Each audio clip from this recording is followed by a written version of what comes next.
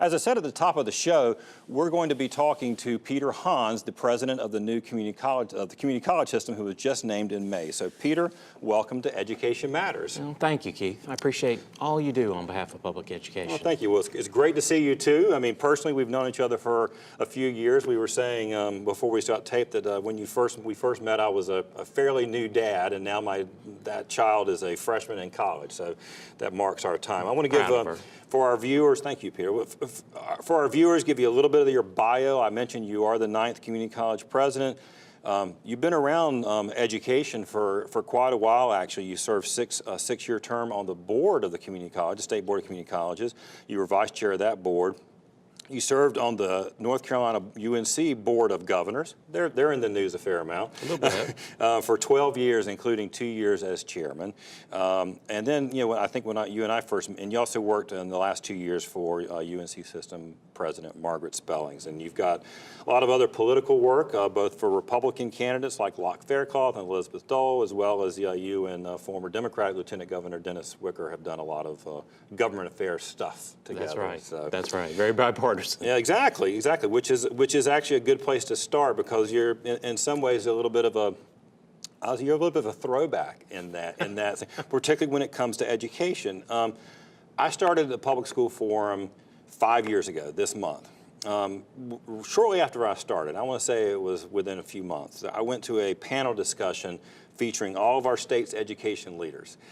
Tom Ross, president of UNC System, Scott Rawls, president of the community college system, June Atkinson, state superintendent, and Hope Williams with the independent colleges and universities. 3 of those 4 are gone. And 2 of them, UNC System and the community college president, have been replaced twice since then. So I guess my question is sort of what is going on in education leadership in North Carolina? I mean, change happens. But is this good? Is this bad? Is it too early to tell?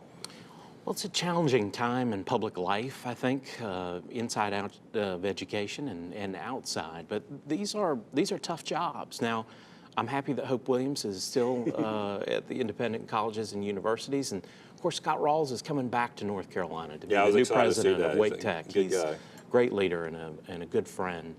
I would say this, Keith, to navigate the political waters in education is a challenge today, maybe more so than it was. I always think about President Friday, who taught me a lot and took me under his wing a number of times. I just sat at the knee and soaked up the wisdom from him. He would not, as capable a leader and spectacular a guide as he was, to stay in a position like he had for decades would be impossible today, I think, given the difficulty of public life, the scrutiny, the competition, the media cycles, et cetera. But those of us who care will forge forward, and hopefully with the support of the public, because it's up to us to create the vision and build some consensus around a common vision for the good of the students and the state. You're a North Carolina boy like me, so education is always, I say it's always been a priority for our state. That's and right. A shared priority. I mean, do you think, is it still? Yes, okay. I do. I think, the days when a few people could run the state are long gone. And in a way, that's a good thing. Right. It is more small d democratic. On the other hand, you're going to have more chaos because elections are going to change direction. There will be various groups that are ascendant or descendant as the winds come and go. But I don't believe North Carolina's commitment to education has changed. It's when you look at the big picture, when you take a step back, I think you can see a number of bipartisan trends that suggest that the short term may be turbulent, but the long term there is that ingrained commitment, because it's only through education that North Carolina can grow and prosper. Well, I agree with that, and I hope you're right. I'm going to start sort of circling down and then to get into the community college part of it. I was thinking about our sort of historically, our country as well as here in North Carolina, you know, we've expanded and progressed in terms of what we think people need for school. You know, the first public schools were just elementary schools, you know, and then they sort of got further, and you had, you know, people would finish 8th grade education. And now, then we started adding kindergarten. That was in our lifetime, here in North Carolina.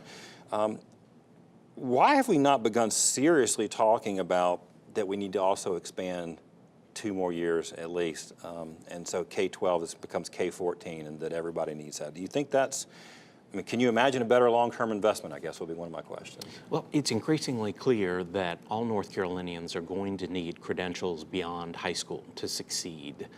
And that's going to take time to change that mindset and increase those opportunities to provide stable structures for all of our citizens to succeed. That's easier said than done, but I think you're seeing growing consensus around that.